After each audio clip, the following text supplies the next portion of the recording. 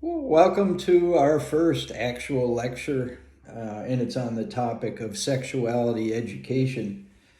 Uh, you might take a look at all these different links that I have on Blackboard, and before you even get going on this, click on the first link and take the sexuality education quiz, and I'll go over these items towards the end, but just it's kind of asking you, how much do you know about sexuality education, if you will.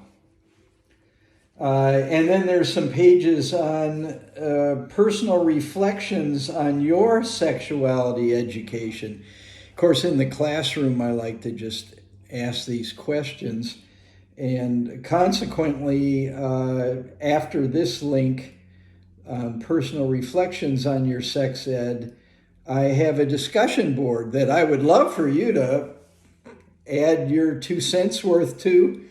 I listed the first question, a set of questions there, and I went so far as to kind of kick it off and told you about the sexual education I had in high school, which hopefully yours was better than mine, but there's a good number of schools that didn't have any.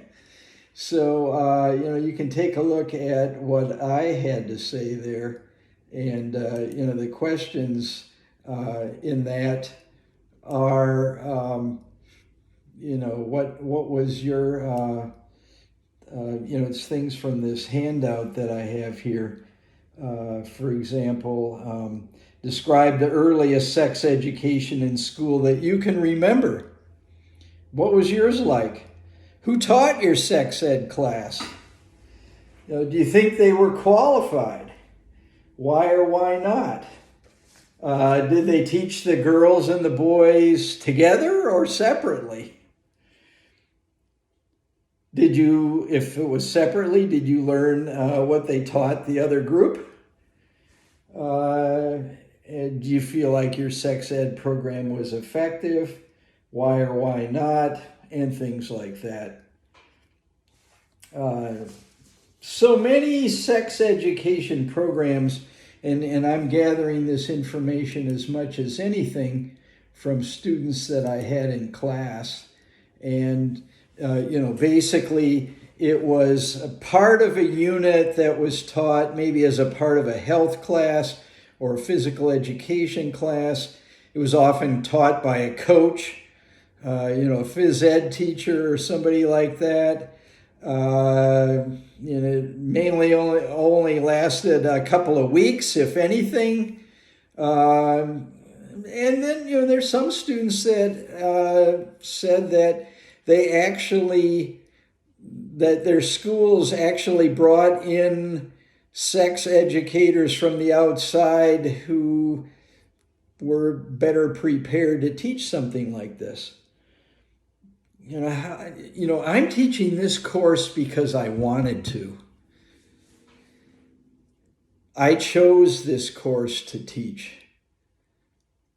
But how is that different from maybe in high school where a teacher was just told, look, you're going to do this. It's a part of health. It's a part of physical education. You're the teacher in that area, and you will teach about sexuality. And so, what was their attitude? Did they feel adequately prepared to talk about the subject or not? So, these are key things to ask. Students, what was your program actually like? And then I have a link. When we're in class, I show all these video clips that, quite frankly, a lot of them aren't available online. They're from videos that I actually own, and I'll show little clips in class, but there's no way to do it in an asynchronous class.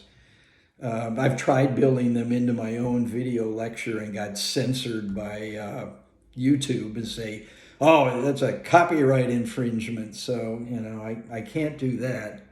But I've posted some links on my website, not on my website, on Blackboard, so that you can listen to the link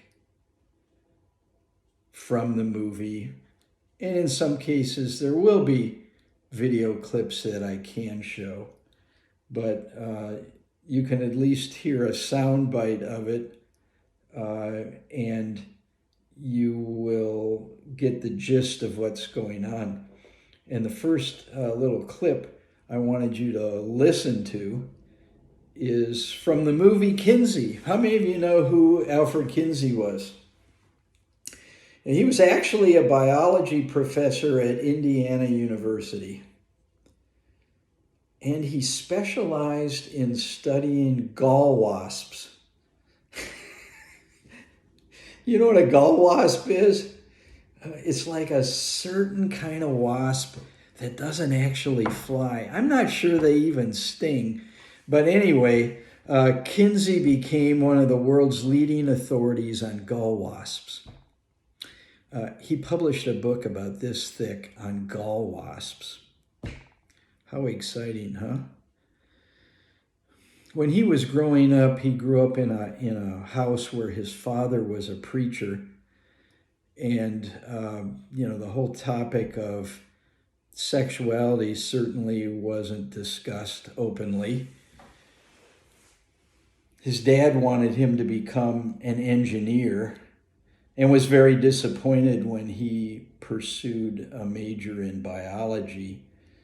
Kinsey really enjoyed being outdoors in nature and studying animals and things like that.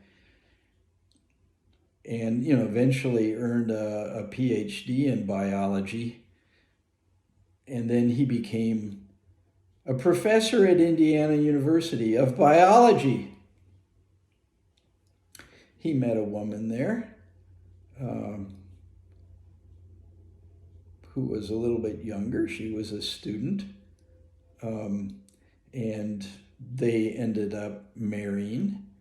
And they both were more or less virgins on their wedding night and experienced a lot of problems.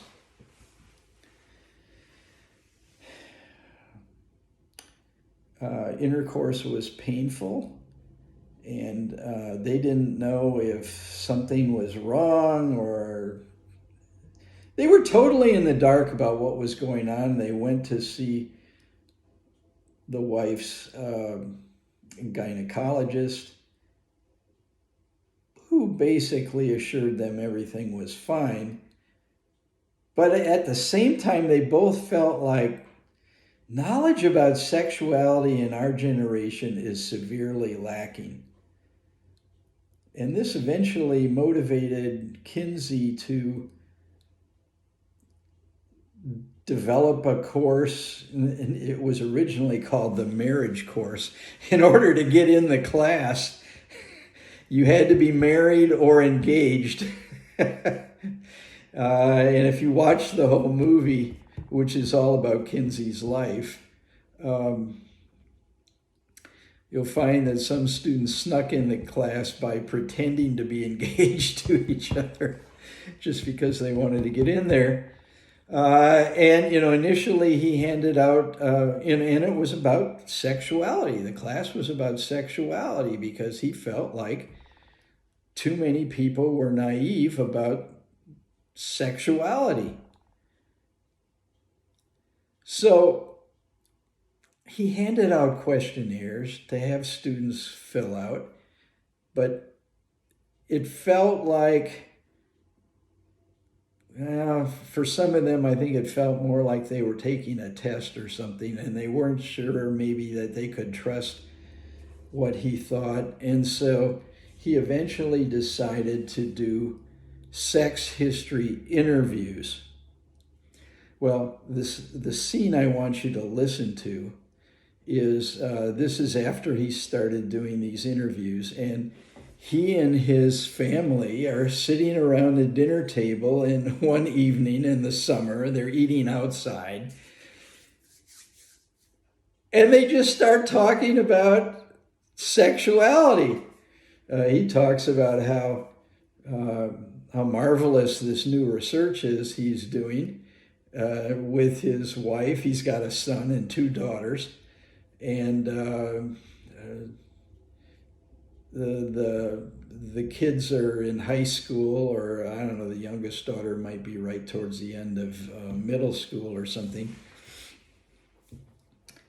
And they had this open discussion about sexuality around the dinner table. One of the daughters says, how can you believe these people? How do you know that when you interview them, they're not just making things up? She said, that's what I would do. And then,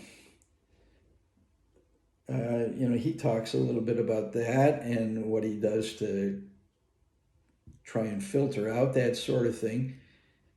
And then the younger daughter says, would you like to take my sex history, Daddy? And he says, do you have a sex history? She's like, no. And then he says to the older daughter, how about you? You're pretty serious about who you're dating.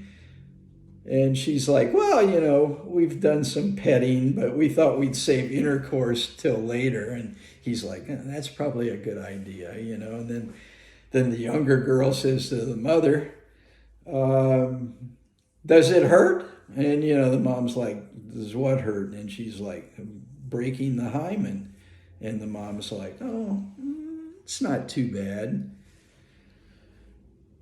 And then Kinsey says, it's a lot easier to do if you spread the vulva during penetration. And at that point, their son is like, can we talk about something else for once? This isn't normal. Other families don't do this.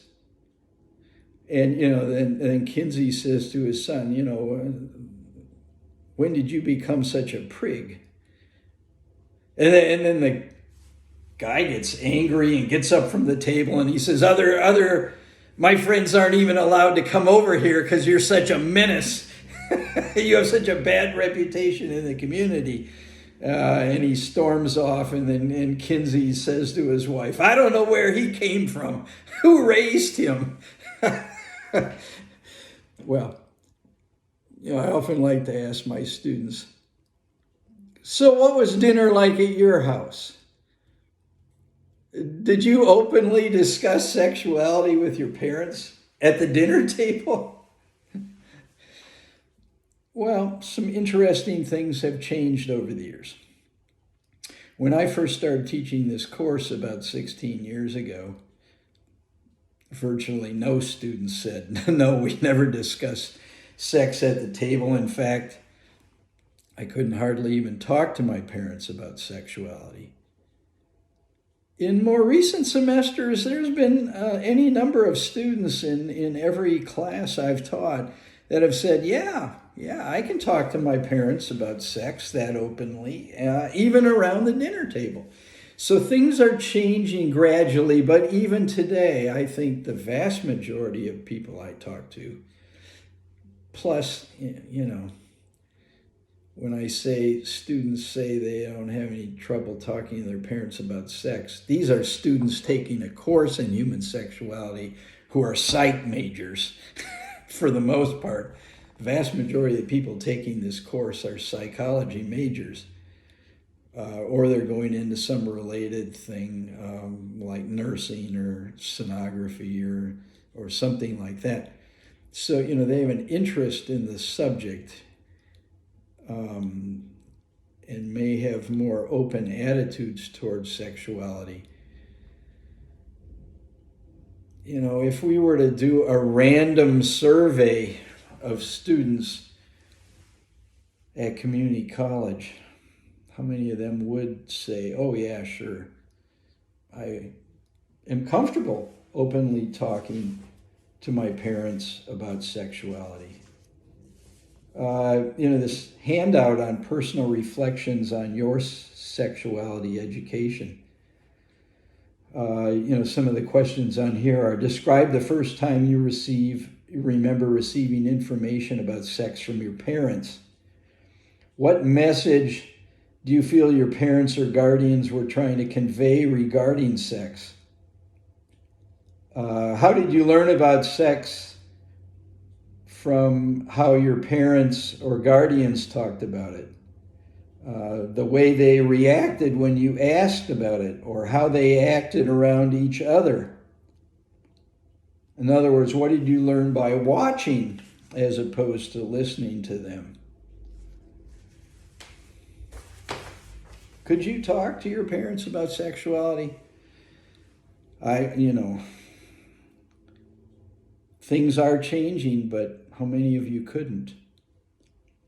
When I was growing up, my father died when I was 6 years old, so I never got the talk from father to son about sex that some of my peers did.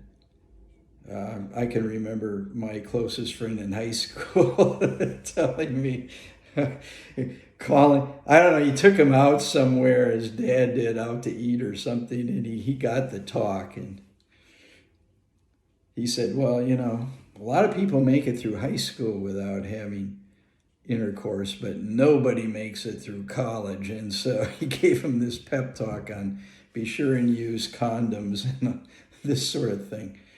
I never got that talk. But growing up, I certainly had questions about things. And, I would ask my mother, and she obviously didn't feel comfortable answering those questions.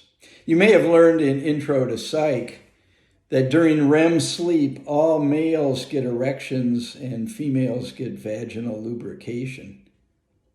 It has nothing to do with the content of the dream, by the way. It's just part of physiology of an individual. So, as a kid, I'd wake up every morning hard as a rock, and this bothered me because I couldn't go and urinate. And I remember saying to my mother, why am I like this every morning? I had to wait a little while before I could go in the bathroom and urinate. In fact, I grew up in Wisconsin where it's quite cold, and unlike in Texas where all the vents are up in the ceiling or something, in Wisconsin they're down by the floor. Hot air rises, so your vents with heat come from down by the floor. And there was this one particular register that was kind of right over where everybody up there has a basement, by the way, and your furnace and your laundry and all that kind of stuff's down in your basement. I would sit in front of the vent that came straight up from the furnace in the mornings and try and warm myself up so I would go limp so I could actually urinate. When I asked my mom about it, her standard answer was, next time you go to the doctor, ask him. So, I didn't have anybody to talk to about it. I always had an interest in science, and I especially had an interest in the human body. And I'd check all these books out of the library, and I'd buy books in bookstores about the human body. And, I would read that when the egg unites with the sperm, it creates a new person. But I never could figure out how sperm got into the egg to unite with it, because the books that I had didn't go into detail about that. How does that get in there? Where does the sperm come from? And I was naive.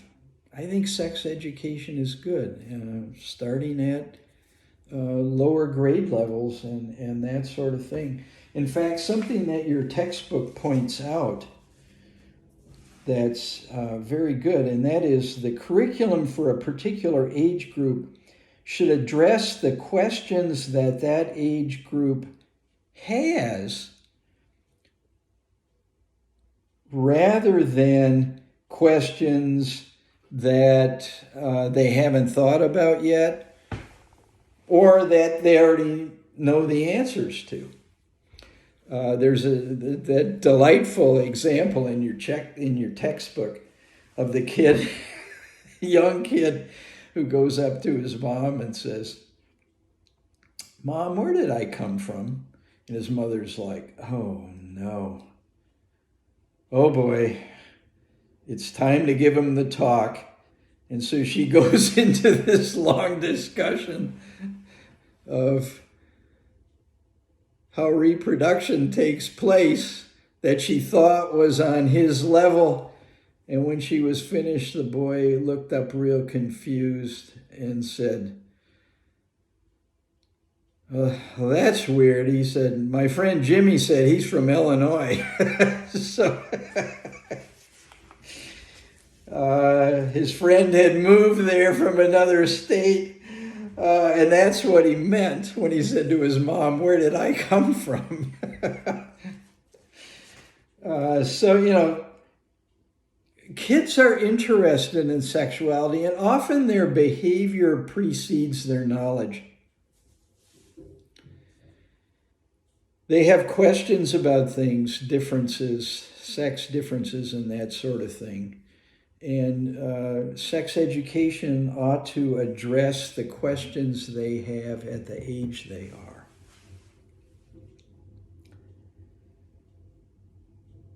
Now, some parents feel comfortable discussing sexuality with their children, but the kids don't feel comfortable discussing sexuality with the parents. And sometimes it's the other way around. The kids feel comfortable talking about sexuality, but the parents don't. I'm a psychologist. I would feel comfortable discussing sexuality with my kids, but I have a daughter and a son who are grown now, but when they were children, they weren't interested in discussing the topic with me at all. My wife and I bought some books that we thought were appropriate for their age levels when they were young kids. And I had read a book years ago called How Children Learn by John Holt. And he said, one of the best ways to introduce kids to a topic are don't sit them down and say, "Hey, let's look at this," but rather, get some books, or whether it's games or whatever you're trying to teach them, and just kind of leave them laying out somewhere. So, I would buy these books on sexuality that were on a kid's level, and I would just leave them laying out on the coffee table in the living room, thinking the kids would, kind of look at them. They didn't. They weren't interested at all. Now by the time they hit puberty, certainly my daughter wasn't comfortable talking to me about sexuality things, and probably still isn't, even though she's an adult with 3 kids. But my son is, and so once he hit puberty, then he was interested in bouncing questions off of Dad that maybe he wasn't comfortable with when he was younger. So, were your parents comfortable talking about sex? Were you comfortable talking to them? It differs from household to household. Well, because some parents aren't comfortable talking about sexuality, they really appreciate sex ed in the schools. In fact, your textbook talks about a number of research studies that show that 93% of middle school parents and 91% of high school parents are in favor of sexual education in the schools. Did you get that? 93% of middle school parents and 91% of high school parents. And I've seen some other studies that were even higher than this, where 95% or 97% of parents wanted sex ed in the schools. The big issue isn't should we teach sexuality education in the schools. The big issue is twofold. One, what's the curriculum going to be? And two, who's going to teach it? What's the curriculum going to be and who's going to teach it? As I've already mentioned, and it was my experience, and it's been the experience of many of my students, that when we had sex ed in schools, it was taught by somebody who didn't want to be teaching it, who didn't feel comfortable teaching it, who didn't feel prepared to teach it. And so, who's going to teach this program that all these parents want? Well, they want somebody who feels comfortable teaching it, feels prepared to teach it, and wants to teach it. But then the other big question is, what's the curriculum going to be? I want you to take a look at a handout there.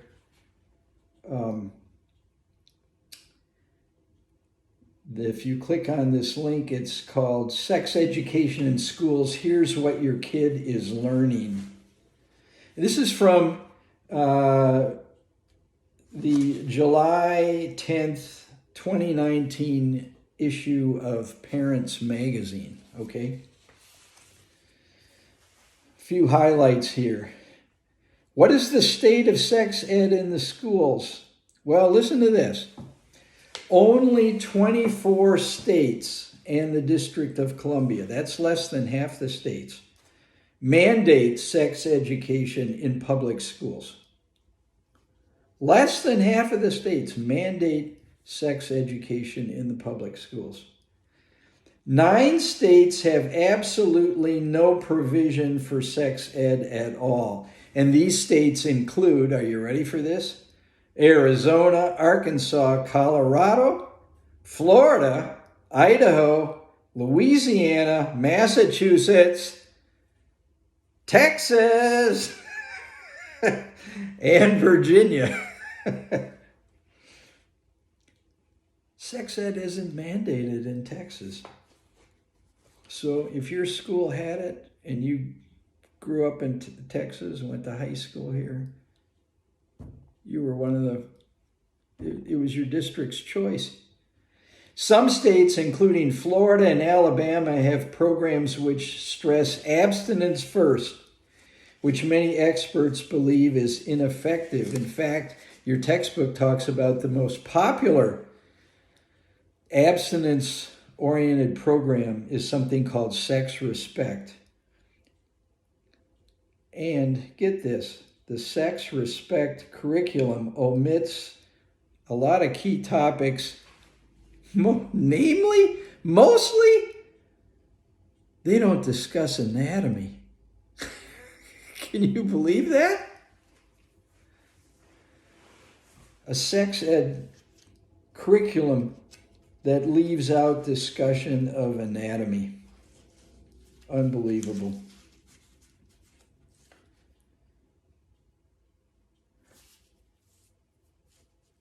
What's these abstinence-only curriculums have done well at, including Sex Respect, is teaching students how to say no to sexual activity when they don't want to have it.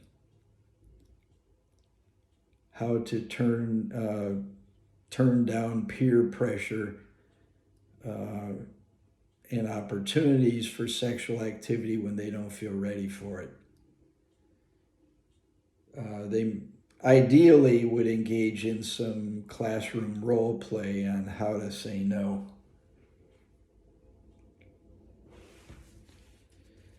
A 2006 report by the Guttmaker Institute. What a name, the Guttmaker Institute.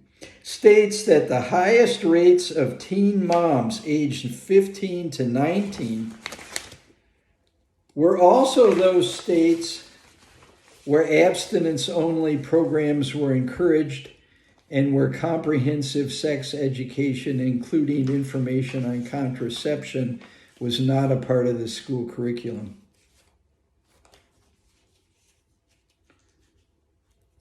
I might add here that your textbook talks about how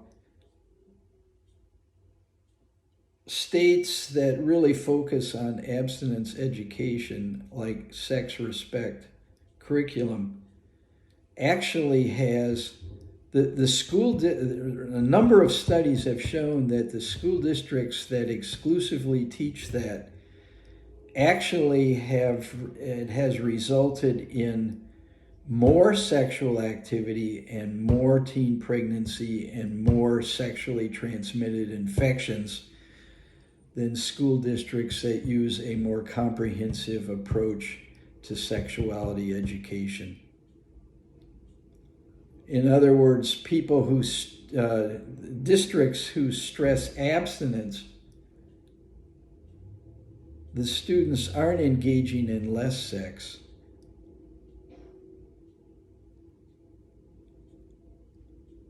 And the districts that introduce more comprehensive education that would include things like contraception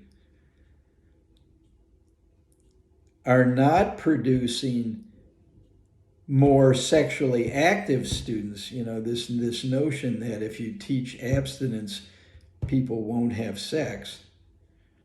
That hasn't been the findings of the studies, that more of those people actually are having sex than the curriculums that are more comprehensive. But the ones that teach the comprehensive curriculums, when those students do have sex, they're more likely to use protection.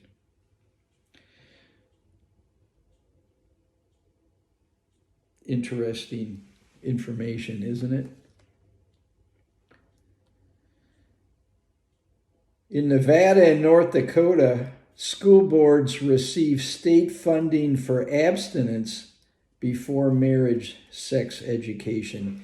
Utah goes even further with a law that prohibits the following topics from being taught at all: intercourse, homosexuality, contraception methods, and the advocacy of sex outside of marriage. Comprehensive sex ed programs have the support of parents, and one study done by Planned Parenthood suggests that 93 to 96% of parents want their kids to learn about sex either in middle school or high school. I had previously mentioned that. So, this article goes into, if you live in one of the 24 states that requires schools to teach sex ed, it talks about typically what's taught at each age level. For instance, in elementary school in Maine, kids are taught things like proper names for body parts and things like that.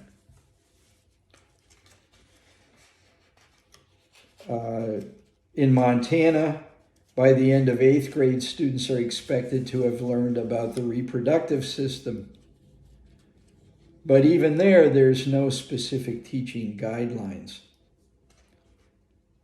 Vermont has a comprehensive sex ed program mandated by state law that includes the following topics: human development, sexuality, reproduction, HIV and other sexually transmitted diseases and prevention, contraceptives, adolescent pregnancy, childbirth, adoption, and abortion.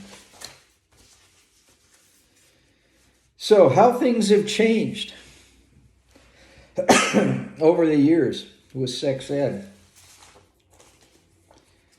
Changes to sex ed curricula over the years have seen updates to include same-sex relationships, different contraceptive devices and methods, HIV and AIDS education, healthy relationships, and the importance of consent.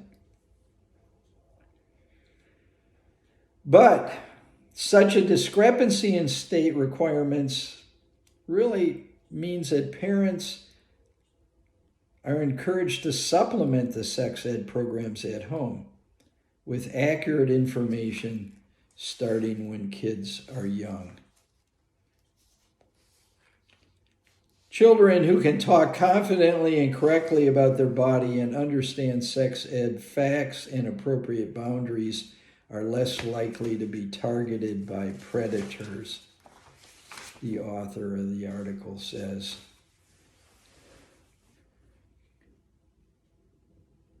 So, how has it changed around here?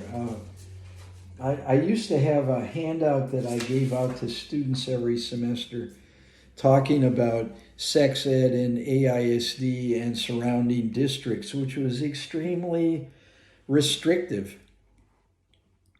In fact, there were certain things that teachers couldn't talk about. However, if students asked questions about certain things, the teachers were allowed to answer those questions. I can think 10, 12 years ago teaching this course and having some high school students in it, early college start, and they were, most of them were like, I was teaching downtown at the Rio Grande campus, and so they came from, like Westlake High School or Austin High or, some school in the area where they could zip over to ACC for a course. And as it turned out, my class was right after lunch, and it was in the basement. I used to refer to the course as sex in the basement after lunch. But there were a number of students, not very many, but I can remember one particular class. I think there were 3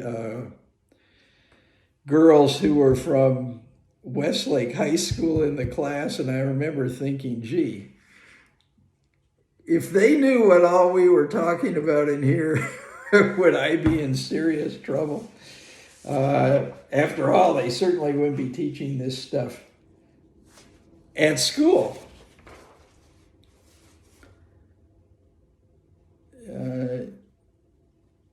Things are changing. I've got a handout here called Austin ISD launches revisions to sex ed. And this just came out, 2 years ago. Whether or not this has been implemented, students last spring told me it still hadn't been implemented. So, and now with COVID, I have no idea where AISD is in this thing. But if you look at this little box up in the upper right-hand corner of the handout, it talks about potential policy changes and what AISD plan to cover at certain ages. And notice here, topics that could be introduced as early as kindergarten included things like proper words for body parts, such as penis, nipples, and vulva, and things like that. When you were a kid, you probably had some special name for your private parts that your parents understood what you were talking about, but somebody else might not, and so on. So, the big issue is, what's the curriculum going to be and who is going to teach it?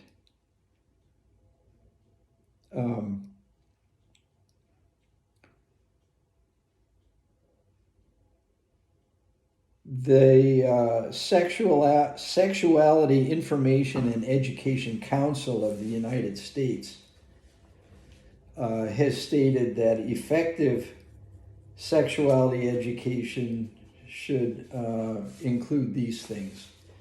Focus on reducing risk-taking behaviors.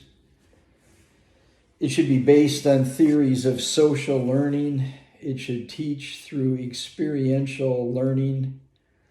It should address media and other social influences that encourage risk-taking behavior.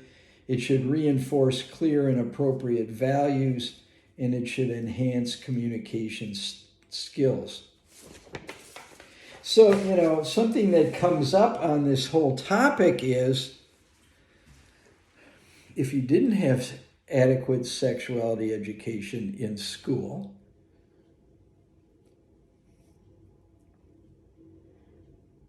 and by the way, when we get towards the end of the course and we talk about sex and the law, that's my biggest pet peeve as an instructor in this course. When and where are you ever taught sex law? Nowhere. You don't study that in school. You might have driver's ed and you learn all the driving laws, but where do you study sex law? Nowhere. And yet you're supposed to know all these things. There's all kinds of things and there's laws on the book that if they wanted to enforce, you could find yourself in a lot of trouble.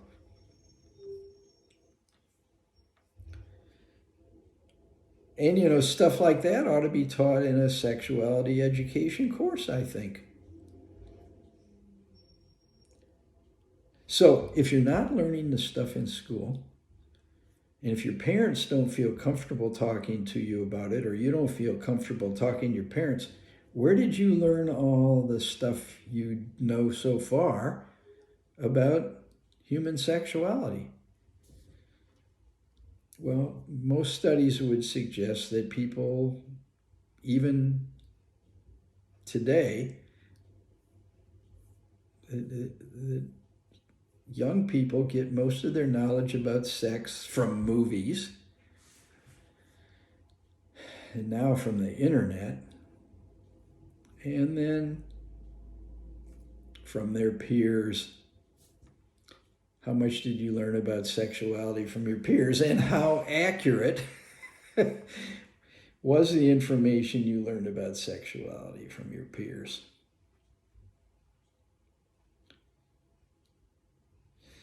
There's another audio bite I want you to click on and listen to. It's called The Answer Book, and it's from a movie. Again, if we were in class, I would show you this scene. It's from a movie called The Summer of 42, which is a really great movie. Great soundtrack, by the way. And it's about these three guys, and it's the summer of 1942, and they're growing up. Their families have rented beach houses on the East Coast. And these guys, they're all like 15 going on 16. So they're well into puberty, but sexually naive, but very interested. And they're learning things from each other. It's a darling scene. I want you to listen to it. It starts off where they're just walking on the beach and kind of oogling all the girls, and the one guy says to the other, Oski is his name, and he says to his friend Hermie,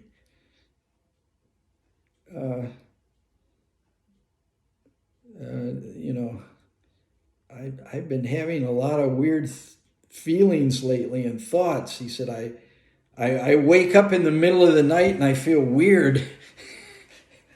and Hermie says to Oski, yeah, I know, I do too. And he goes, yeah, but I wake up thinking about Vera Miller.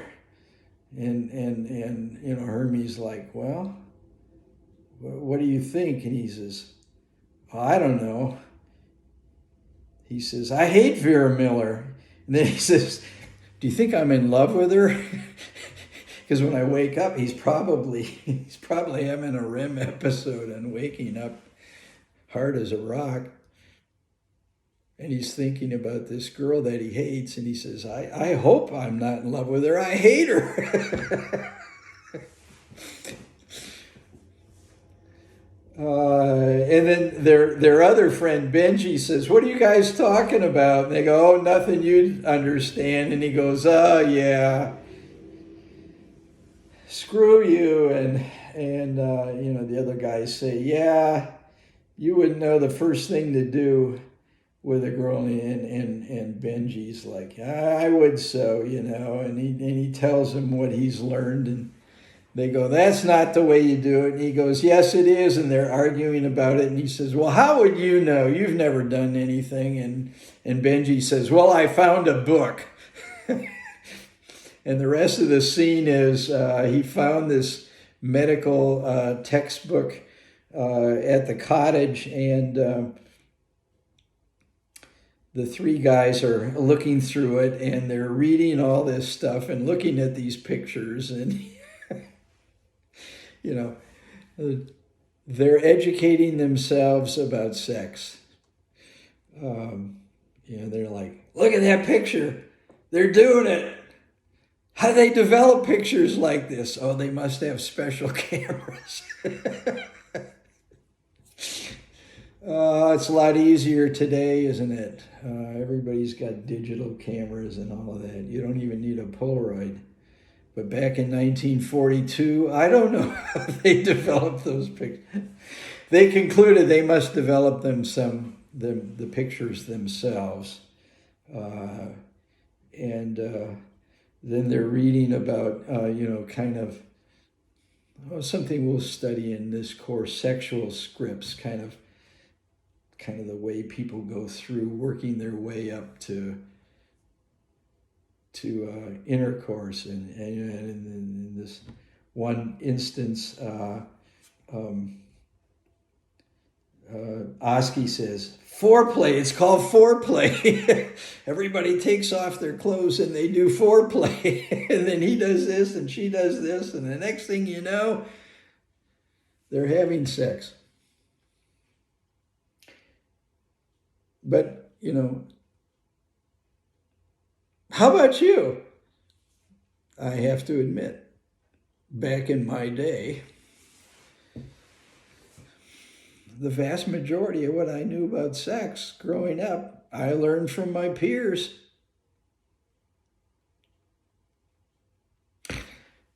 And if you learn it from the internet or movies or porn, what does that teach you? Most of it's unrealistic. It's fantasy stuff. You watch a porn video and two people say hi, and the next thing you know, they're showing them engaged in intense sexual activity. Is that realistic? And it's never protected. But nobody ever gets pregnant and nobody ever contracts an STI. So, how realistic is it? Sexuality education is very important. Let's take a look at these little, what I call pre-test quiz items. It says most parents, number one, want sexuality education in the school. And the answer to that is true. Yes, 93% of middle school parents, 91% of high school parents, and in other studies it's even higher than that, want sex ed in the school. The big issue isn't should we have sex ed, it's who's going to teach it and what's the curriculum going to be. 2, American kids get most of their sex ed from their mothers. Well, that's true and false. It's false in that most kids don't get sex ed from their mothers or from their parents. They get it from their peers and from movies and things like that. But your textbook points out that if they do get any sex information from their parents, typically it's from their moms and not from their dads. For example, 1/3 of children between the ages of 10 and 12 get sex information from parents, but 1/3 of youth between the ages of 13 and 15 get that sex information from their mothers. So, American kids don't get most of their sex ed from their mothers, but if they get any from their parents, most of it's from their moms. 3, American kids are generally more educated about sexuality than kids from other Western countries. Well, your book points out that that's false. American kids, sex ed is way behind most other countries, Western countries, that is. 4, children really don't wonder about sex unless it's presented to them. And of course, that's false. Again, they have a keen interest in it. They just, at a certain level, they have questions about differences between boys and girls and so on.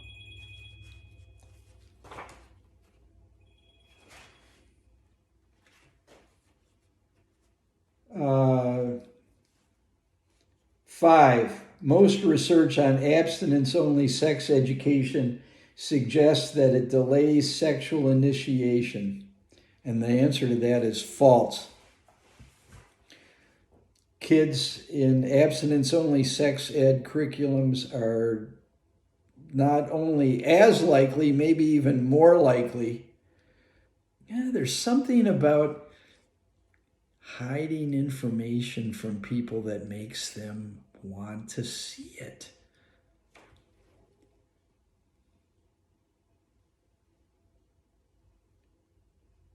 So, if you hide information about sex from people and you do an abstinence curriculum, they're just it's not going to destroy their level of interest.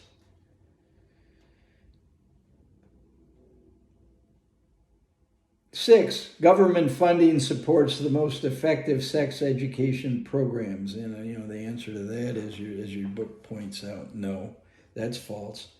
I'm sorry. I mean, yes, that's false. They don't support the most effective programs. They mainly support the abstinence programs. In other words, if you teach it all, that doesn't mean everybody's going to do it all.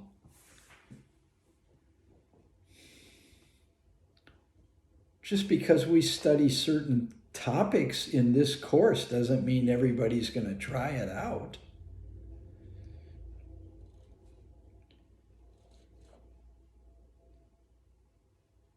Number 7, the ACLU, American Civil Liberties Union, argues that some sex education curricula are discriminatory. Well, the ACLU argues about everything, so of course that's true. 8, passing out condoms at school leads to an increase in sex activity and an increase in condom use. Okay, that's a bad question because it's true and false. Let's talk about half of it. Passing out condoms at school leads to an increase in sex activity. That's false. Okay? But what's true is if they do engage in sex activity, they will use it, protection. And finally, number 9, many parents who want sex education in school want it because they don't know enough about sexuality to teach their kids. And that's true. They don't feel comfortable in that way. Okay, that's the end of our little discussion on sexuality education. I don't know why this is in the last chapter in the book. It just seems to me like this is the first thing that should have been discussed. And so next week, we will get into Sexuality in Perspective. And so for next week, you might read that first chapter in your textbook. Have a great weekend.